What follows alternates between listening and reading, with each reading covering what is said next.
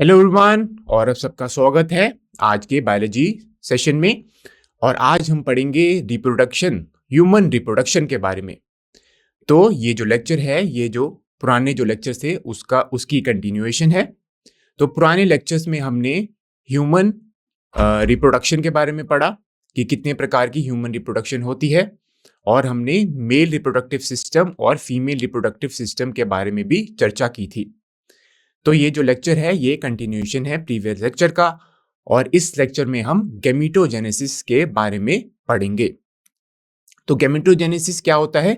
गैमीटोजेनेसिस होता है production of gametes, यानी कि गैमीट्स का बनना। ठीक है। और ये जो गैमीटोजेनेसिस होता है ये सेक्सुअल रिप्रोडक्शन के दौरान होता है। आपको पता है कि सेक्सुअल रिप्रोडक्शन के दौरान गैमीट्स बनते हैं। तो जो पुरुष में जो गैमीट्स बनते हैं उसे हम कहते हैं स्पर्म्स या शुक्राणु, और जो फीमेल्स में जो गैमीट्स बनते हैं उसे हम कहते हैं एग। ठीक है, या उसे हम ओवम भी कहते हैं। तो ये जो गैमीटोजेनेसिस है ये सेक्सुअल रिप्रोडक्शन के दौरान होती है। और गैमीटोजेनेसिस को हम कैसे डिफाइन कर सकते हैं? प्रोडक्शन ऑफ गैमीट्स, यानी कि गैमीट्स का बनना, इसको हम कहते हैं गैमीटोजेनेसिस।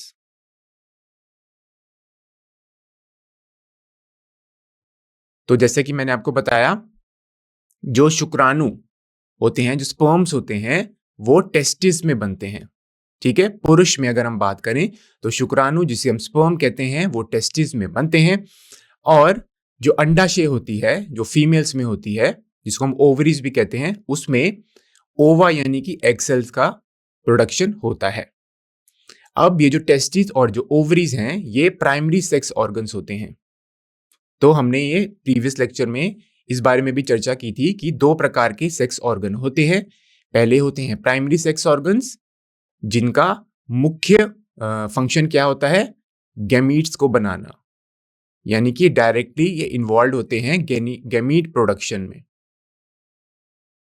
इसके अलावा ये सेक्स हार्मोन्स के सिक्रीशंस में भी मदद करते हैं। तो जो प्राइमरी सेक्स ऑर्गन्स होते हैं, अगर हम ह्यूमंस के बारे में बात करें, वो होते हैं टेस्टिस मेल्स में और ओवरीज फीमेल में। तो टेस्टिस का पेयर मौजूद होता है मेल्स में, और ओवरीज का भी एक पेयर मौजूद होता है फीमेल्स में या महिलाओं में। ठीक है, तो ये था गैमीटोजेनेसिस। अब गैमीटोजेनेसिस दो प्रकार के हो सकते हैं, स्पर्मेटोजेनेसिस और oogenesis।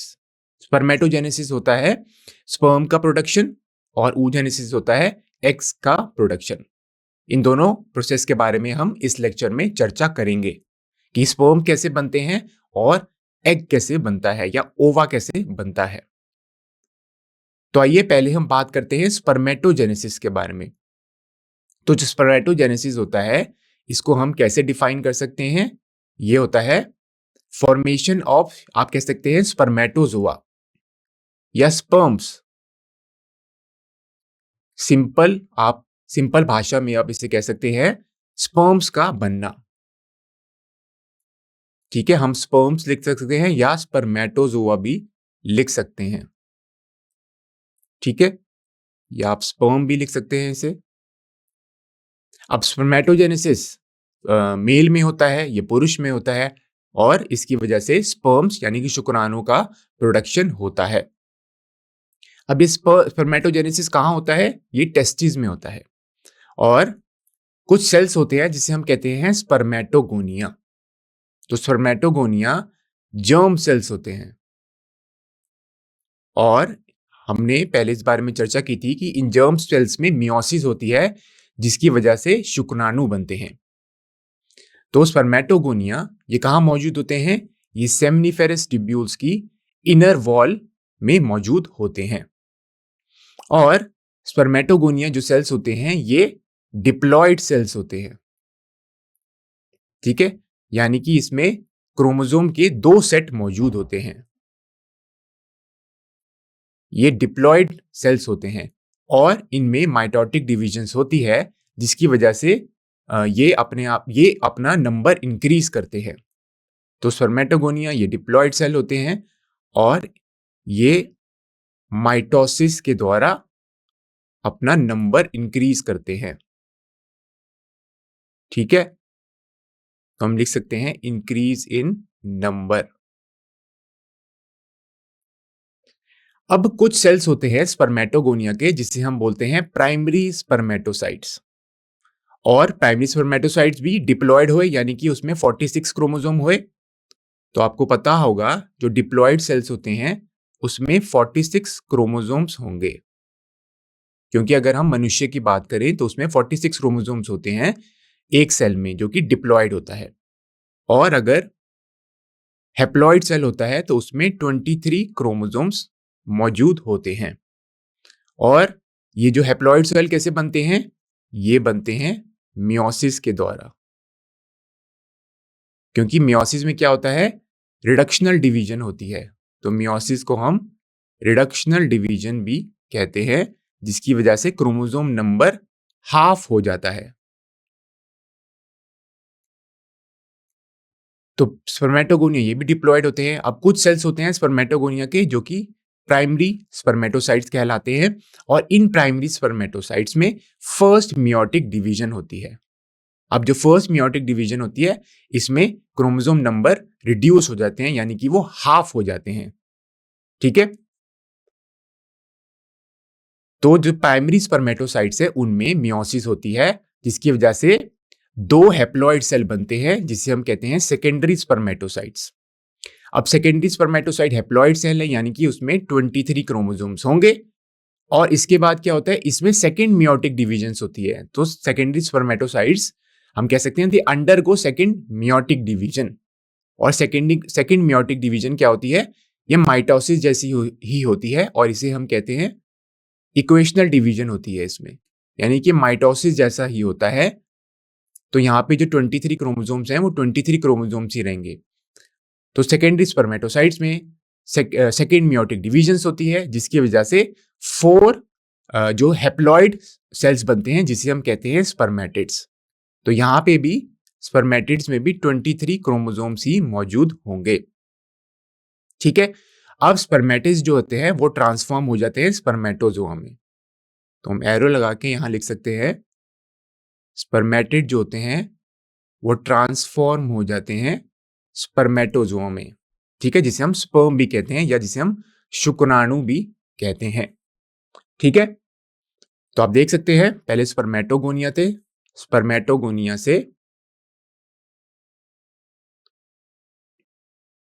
स्पर्मेटोगोनिया जो कि जर्म सेल्स भी जिसे हम बोलते हैं, ये डिप्लॉयड सेल्स होते हैं। अब इनमें से कुछ सेल्स होते हैं जिसे हम बोलते हैं प्राइमरी स्पर्मेटोसाइट्स। अब ये प्राइमरी स्पर्मेटोसाइट्स भी डिप्लॉयड सेल्स होते हैं। अब इनमें क्या होती है, यहां हम लिख सकते हैं फर्स्ट मियोटिक डिवीजन।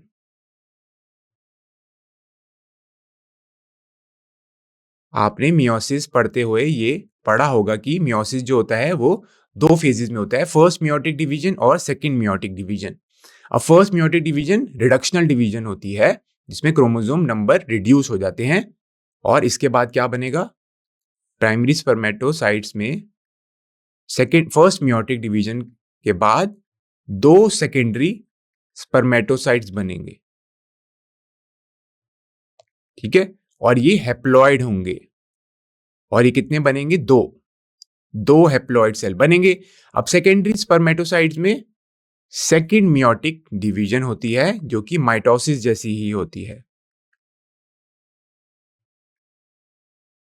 ठीक है, तो इससे क्या बनेगा, इससे बनते हैं स्पर्मेटिड्स। और स्पर्मेटिड्स कितने बनते हैं? 4। इनका नंबर होते हैं 4 स्पर्मेटिड्स होते हैं, और ये भी हैप्लॉइड होंगे, यानी कि इसमें 23 क्रोमोसोम्स मौजूद होंगे। और स्पर्मेटिड्स अंत में स्पर्मेटोजोआ में ट्रांसफॉर्म हो जाते हैं। तो ये प्रोसेस होता है स्पर्मेटोजेनेसिस, यानी कि स्पर्म का बनना या स्पर्मेटोजोआ का बनना, इसे हम कहते हैं स्पर्मेटोजेनेसिस। ठीक है, अब जो स्पर्मेटिड्स हैं वो ट्रांसफॉर्म हो जाते हैं स्पर्मेटोजोआ में, जिसे हम स्पर्म्स भी कहते हैं या जिसे हम शुक्राणु भी कहते हैं, और इस प्रोसेस को हम कहते हैं स्पर्मियोजेनेसिस। तो स्पर्मियोजेनेसिस क्या हुआ? स्पर्मेटिड का ट्रांसफॉर्मेशन हो जाना स्पर्मेटोजोआ में, इसको हम कहते हैं स्पर्मियोजेनेसिस। और एक और प्रोसेस होता है जिसे हम कहते हैं स्पर्मिएशन। तो यहां पे हम देख सकते हैं आफ्टर स्पर्मियोजेनेसिस, यानी कि स्पर्म के बनने के बाद जो स्पर्म का जो हेड होता है वो एम्बेड हो जाता है सर्टोली सेल्स में, और उसके बाद वो फाइनली रिलीज हो जाते हैं सेमिनिफेरस ट्यूब्यूल से, और इस प्रोसेस को हम कहते हैं स्पर्मिएशन।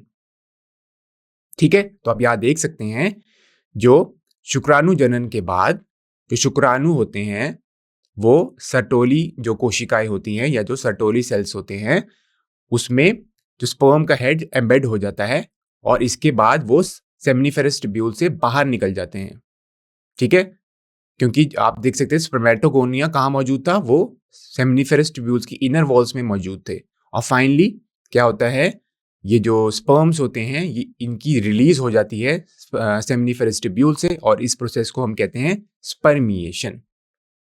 ठीक है, अब इस इमेज में आप देख सकते हैं ये एक सेक्शनल व्यू है सेमिनिफेरस ट्यूब्यूल्स का। तो यहाँ पे आप सारे सेल्स देख सकते हैं। यहाँ है स्पर्मेटोगोनियम या स्पर्मेटोगोनिया। ठीक है, ये स्पर्मेटोगोनिया है, एक सेल को हम स्पर्मेटोगोनियम बोलते हैं। इसके बाद आप देख सकते हैं स्पर्मेटोगोनियम में जब कि जो कुछ सेल्स होते हैं इसे हम प्राइमरी स्पर्मेटोसाइट्स बोलते हैं, जिसमें फर्स्ट मियोटिक डिवीजन होगा, और प्राइमरी स्पर्मेटोसाइट्स के बाद सेकेंडरी स्पर्मेटोसाइट बनेंगे जो कि हैप्लॉइड होते हैं। तो प्राइमरी स्पर्मेटोसाइट होते हैं डिप्लॉइड। ठीक है, अब सेकेंडरी स्पर्मेटोसाइट्स के बाद क्या बनेंगे? स्पर्मेटिड्स, जो कि दोबारा हैप्लॉइड होंगे, और स्पर्मेटिड ट्रांसफॉर्म होंगे स्पर्मेटोजोआ में, जो कि हैप्लॉइड होंगे। ठीक है, इसको हम प्रोसेस को कहते हैं स्पर्मियोजेनेसिस। ठीक है, तो ये इमेज आपको अब क्लियर है। अब ये जो इमेज है या ये जो फ्लो चार्ट है ये आपको प्रोसेस दिखाता है स्पर्मेटोजेनेसिस का। ठीक है, तो स्पर्मेटोजेनेसिस, और यहां पे आप देख सकते हैं क्रोमोसोम नंबर। तो स्पर्मेटोजेनेसिस क्या होता है? जब प्यूबर्टी रीच होती है पुरुषों में, जो कि आप कह सकते हैं 12 साल से 14 साल के बीच में प्यूबर्टी आ जाती है पुरुषों में या मेल्स में आप कह सकते हैं, तो तब क्या होता है? स्पर्मेटोजेनेसिस का प्रोसेस होता है, यानी कि तब स्पर्म प्रोडक्शन स्टार्ट हो जाता है। तो पहले सेल्स होते हैं स्पर्मेटोगोनिया, ठीक है, जिसे हम कहते हैं जर्म सेल्स, जो कि हमने देखा सेमिनिफेरस ट्यूब्यूल्स में मौजूद थे। अब ये जर्म सेल्स जो होते हैं ये डिप्लॉयड होते हैं, यानी कि इसमें 46 क्रोमोसोम्स होंगे। ठीक है, अब यहां देख सकते हैं क्रोमोसोम नंबर 46 है इसमें स्पर्मेटोगोनिया में। अब स्पर्मेटोगोनिया के कुछ सेल्स होते हैं जिसे हम बोलते हैं primary spermatocytes. In primary spermatocytes में फर्स्ट मियोटिक डिवीजन्स होती है, तो प्राइमरी स्पर्मेटोसाइट्स भी डिप्लॉयड होते हैं, इसमें 46 क्रोमोसोम मौजूद होंगे। इसमें फर्स्ट मियोटिक डिवीजन होगी जिसकी वजह से क्रोमोसोम नंबर हाफ हो जाएगा, तो हैप्लॉइड सेल्स बनते हैं। ठीक है, अब जो सेकेंडरी स्पर्मेटोसाइट्स होते हैं ये कितने बनेंगे? 2 सेल्स बनेंगे, तो हम लिख सकते हैं 2 haploid cells are formed, and इन सेल्स को हम सेकेंडरी स्पर्मेटोसाइट्स कहते हैं। ठीक है, आप देख सकते हैं यहाँ पे 2 सेल्स बने हैं और इनमें 23 क्रोमोसोम्स हैं, यानी कि ये हैप्लॉइड है। ठीक है, अब सेकेंडरी स्पर्मेटोसाइट्स में सेकेंड मियोटिक डिवीजन होगी, ठीक है, जिसकी वजह से 4 स्पर्मेटिड्स बनेंगे या 4 हैप्लॉइड सेल्स बनेंगे। तो आप देख सकते हैं यहाँ पे 4 स्पर्मेटिड्स बन रहे हैं, जो कि इसमें क्रोमोसोम नंबर कितना होगा? 23 ही होगा, यानी कि ये भी हैप्लॉइड होंगे। अब स्पर्मेटिड्स में डिफरेंशिएशन होती है या ट्रांसफॉर्मेशन भी हम बोल सकते हैं इसको, और स्पर्मेटिड्स कन्वर्ट हो जाते हैं या ट्रांसफॉर्म हो जाते हैं स्पर्मेटोजोआ में, जिसे हम स्पर्म भी कह सकते हैं। ठीक है, तो ये एक फ्लोचार्ट है जो आपको दिखा रहा है स्पर्मेटोजेनेसिस का प्रोसेस। तो स्पर्म में भी क्रोमोसोम नंबर कितने हुए? ये हैप्लॉइड हुआ स्पर्म, और इसमें भी 23 क्रोमोसोम्स मौजूद होंगे।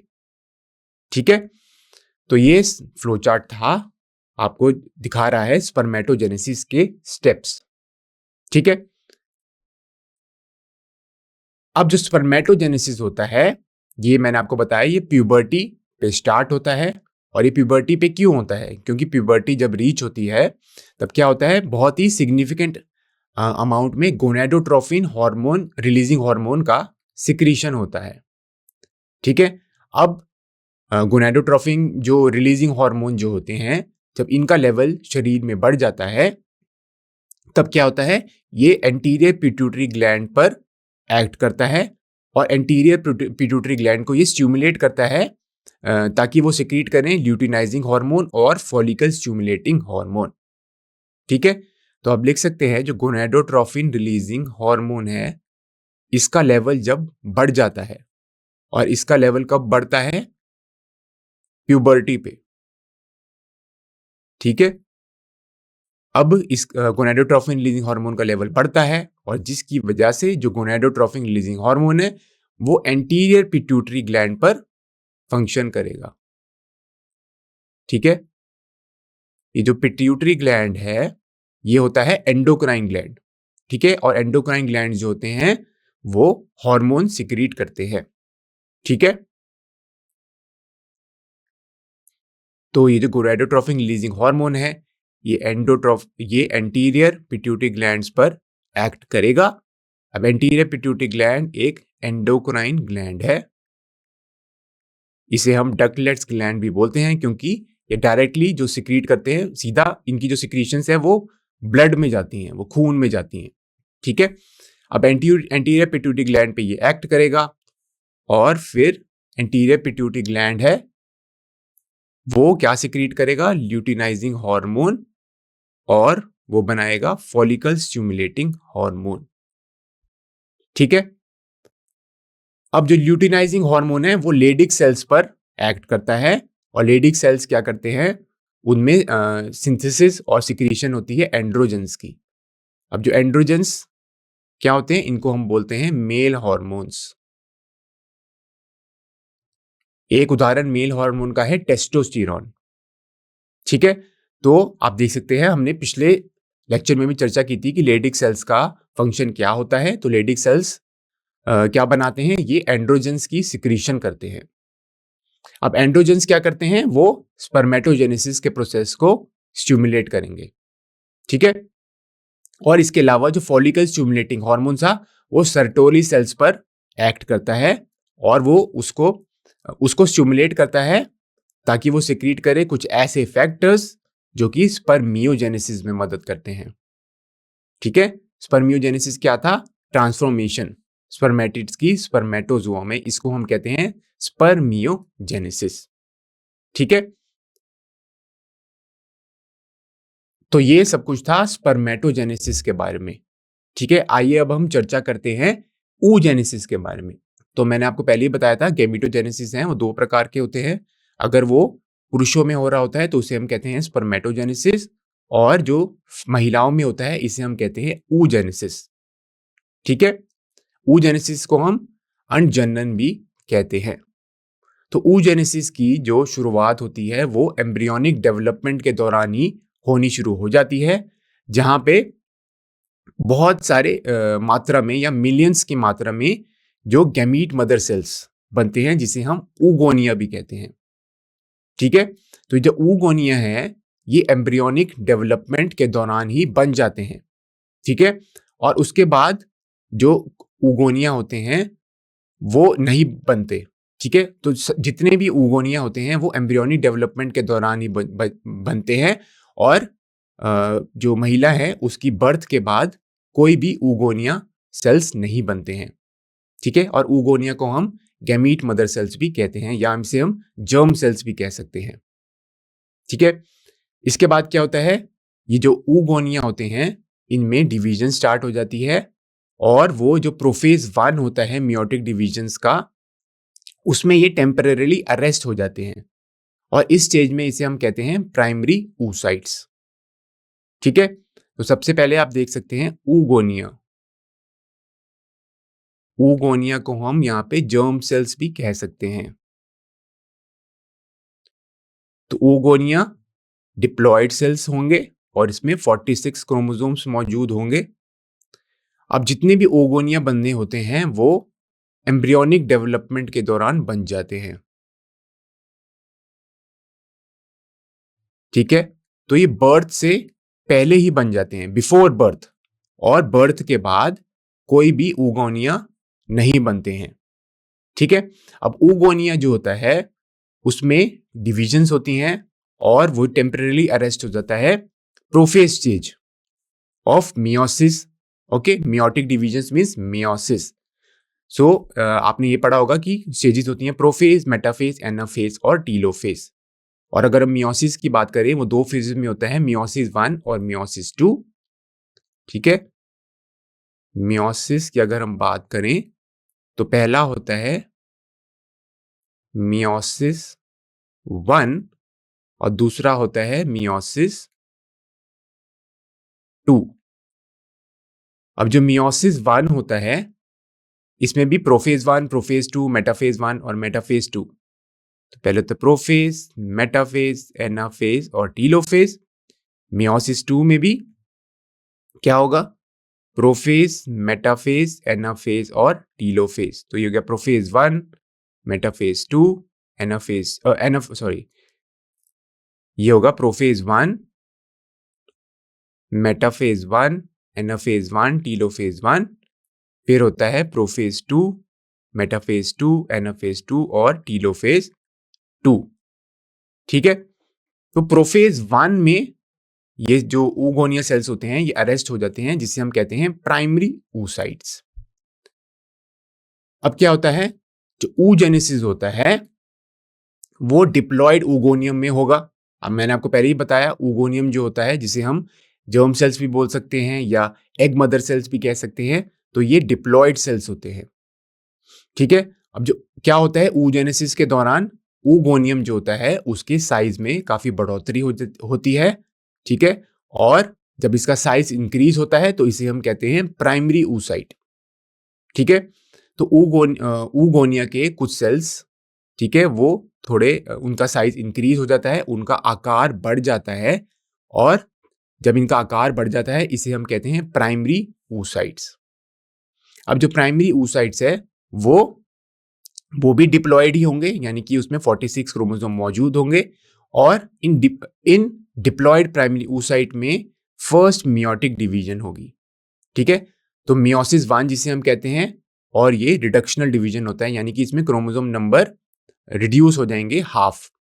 ठीक है, अब यहाँ पे आप देख सकते हैं मियोसिस 1 जो होता है जिसकी वजह से दो अनइक्वल हैप्लॉइड सेल्स बनते हैं।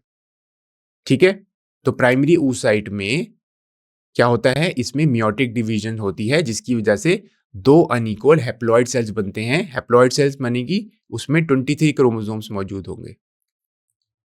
ठीक है, तो जो पहला सेल होता है और जो वो एक पोलर बॉडी बनाता है और वो छोटे आकार का होता है। ठीक है, और जो दूसरा सेल्स होता है वो उसका आकार काफी बड़ा होता है, उसका साइज काफी बड़ा होता है, और उसे हम कहते हैं सेकेंडरी oocyte। ठीक है, तो प्राइमरी oocyte से क्या बना,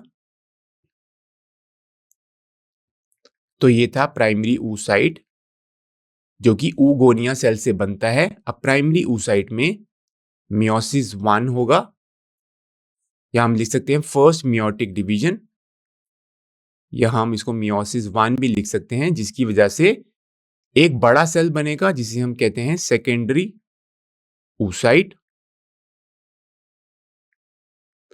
और एक छोटा सेल बनता है जिसे हम क्या कहते हैं, पोलर बॉडी। तो दो अनइक्वल सेल्स बनते हैं। ठीक है, अब सेकेंडरी oocyte जो होता है इसमें सेकेंड मियोटिक डिवीजन्स होती है, तो यहां पर मियोसिस 2 आप लिख सकते हैं, या सेकेंड मियोटिक डिवीजन। ठीक है, इसे आप सेकेंड मियोटिक डिवीजन भी बन सकते हैं, और तो आप देख सकते हैं अंडरगो सेकेंड मियोटिक डिवीजन जो कि इक्वेशनल डिवीजन होती है। ठीक है, अब मियोसिस 2 के बाद क्या बनता है, एक और पोलर बॉन्ड बनती है और एक सेल बनता है। तो मियोसिस 2 के बाद यहाँ क्या बनेगा, एक ओवम बनेगा जिसे हम एग भी बोलते हैं, और यहाँ पे तो ये थी फर्स्ट पोलर बॉडी और यहां पे बनती है सेकंड पोलर बॉडी भी। ठीक है, तो हम एरो लगा के ऐसे लिख सकते हैं, यहाँ पे एक और पोलर बॉडी बनेगी जिसे हम, जो कि सेकंड पोलर बॉडी हम उसे कहेंगे। ठीक है, तो यहाँ पे आप देख सकते हैं ओवम बन गया। ठीक है, और इस प्रोसेस को हम कहते हैं oogenesis। ठीक है, या इस प्रक्रिया को हम कहते हैं oogenesis। तो आप देख सकते हैं कुल मिलाकर जो डिप्लॉयड oogoनियम सेल्स थे, जिसे हम एग मदर सेल्स भी कहते हैं, वो क्या बनाता है, एक सिंगल हैप्लॉयड ओवम बनाता है और 2 से 3 पोलर बॉडी बनाता है। ठीक है, तो 2 से 3 पोलर बॉडी बनेंगे और एक सिंगल ओवम बनेगा, यानी कि एक ओवम बनेगा। ठीक है, तो इस प्रोसेस को हम कहते हैं oogenesis। तो आइए अब ब्रीफली बहुत ही हम समराइज कर सकते हैं कैसे oogenesis के प्रोसेस को। तो पहले होते हैं oogonia। अब जो oogonia होते हैं ये डिप्लॉयड होंगे। ठीक है, यानी कि इसमें 46 क्रोमोसोम्स मौजूद होंगे। ठीक है, तो oogonia जो होते हैं इसे हम क्या भी बोलते हैं, इसे हम जर्म सेल्स कह सकते हैं, इसको हम एग मदर सेल्स भी कह सकते हैं, या सिर्फ इसे हम मदर सेल्स भी कह सकते हैं। अब ये कुछ सेल्स होते हैं oogonia के, उनके साइज में इंक्रीज होता है और उसे हम बोलते हैं प्राइमरी oocyte। ठीक है, अब प्राइमरी oocytes में फर्स्ट मियोटिक डिवीजन होती है जिसकी वजह से सेकेंडरी oocyte बनते हैं और एक पोलर बॉडी भी बनता है जिसे हम बोलते हैं फर्स्ट पोलर बॉडी। ठीक है, अब ये जो पोलर बॉडी है ये मैच्योर फॉलिकल या ग्राफियन फॉलिकल बनाएगा। ठीक है, इसके बारे में हम बाद में चर्चा करेंगे। ठीक है, और आपने देखा था कि जो सेकेंडरी oocyte जो बनता है उसमें सेकेंड मियोटिक डिवीजन होती है जिसकी वजह से एग सेल बनता है। ठीक है, तो यहाँ पे आप देख सकते हैं ये फ्लो चार्ट आपको दिखा रहा है जो कि oogenesis के स्टेप्स हैं, और यहाँ पे आप क्रोमोसोम नंबर भी देख सकते हैं। तो oogonia जो होते हैं वो डिप्लॉयड सेल होता है, यानी कि उसमें 46 क्रोमोसोम मौजूद होंगे, तो ये एक डिप्लॉयड सेल होगा। अब इसमें माइटोसिस होती है और डिफरेंशिएशन होती है जिससे प्राइमरी oocytes बनते हैं। तो प्राइमरी oocytes भी डिप्लॉयड हुए, यानी कि उसमें 46 क्रोमोसोम मौजूद होंगे। अब जो प्राइमरी oocyte है उसमें फर्स्ट मियोटिक डिवीजन होती है, ओके, जिसकी वजह से क्रोमोसोम नंबर हाफ में हो जाते हैं और ये क्या बनाता है, एक सेकेंडरी oocyte बनाता है और एक पोलर बॉडी बनाएगा। तो सेकेंडरी oocyte होता है ये थोड़ा बड़े साइज का होता है और जो पोलर बॉडी होती है वो थोड़े छोटे साइज की होती है। अब सेकेंडरी oocyte जो है इसमें सेकेंड मियोटिक डिवीजन होगी। ठीक है, जिसकी वजह से वो एक हैप्लॉयड ओवम बनेगा और एक सेकेंडरी या सेकेंड पोलर बॉडी भी बनती है। ठीक है, तो यहां पर आप लिख सकते हैं, यहां पे सेकेंड मियोटिक डिवीजन होती है जो कि इक्वेशनल डिवीजन ही होती है, वो माइटोसिस जैसा ही होता है।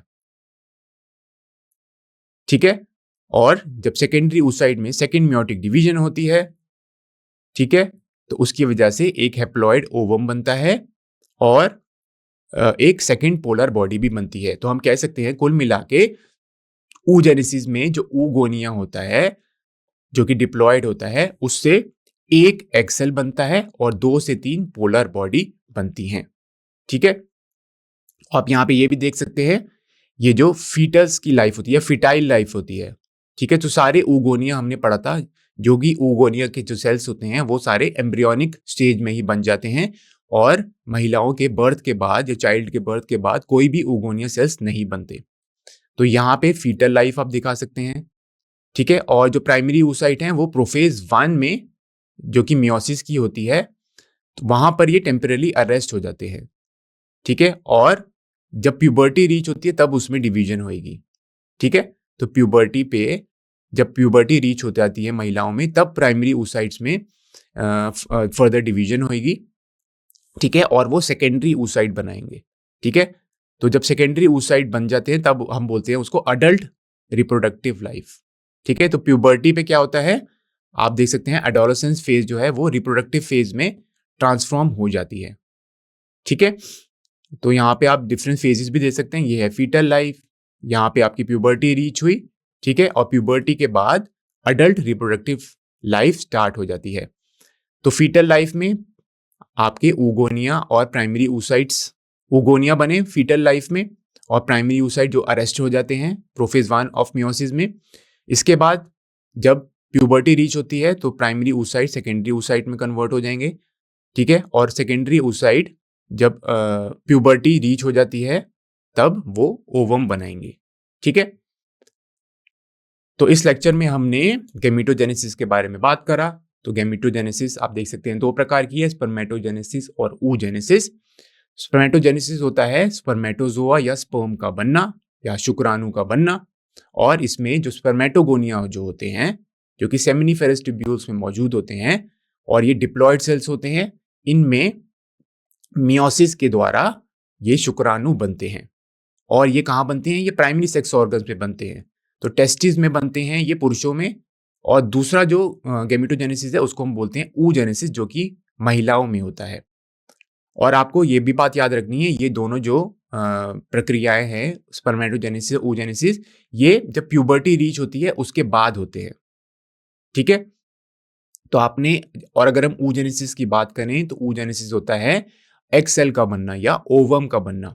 तो ooजेनेसिस में क्या होता है, ooगोनिया सेल्स जो होते हैं उसमें मियोटिक डिविजन्स होती है, जिसकी वजह से एग सेल बनता है एक, और पोलर बॉडीज भी बनते हैं, ठीक है। और आपको ये भी ध्यान में रखना है कि जो ooगोनियल सेल्स होते हैं वो पहले ही एम्ब्रियोनिक डेवलपमेंट के दौरान बन जाते हैं, और ये मिलियंस के नंबर में बनते हैं, और ये अरेस्ट हो जाते हैं प्रोफेज 1 में ऑफ मियोसिस के, ठीक है।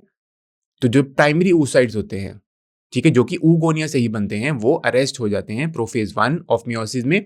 और इसके बाद क्या होता है, जब प्यूबर्टी रीच होती है ये सेकेंडरी oocytes में कन्वर्ट हो जाएंगे, और सेकेंडरी oocyte अंत में ओवम में परिवर्तित हो जाते हैं, ठीक है।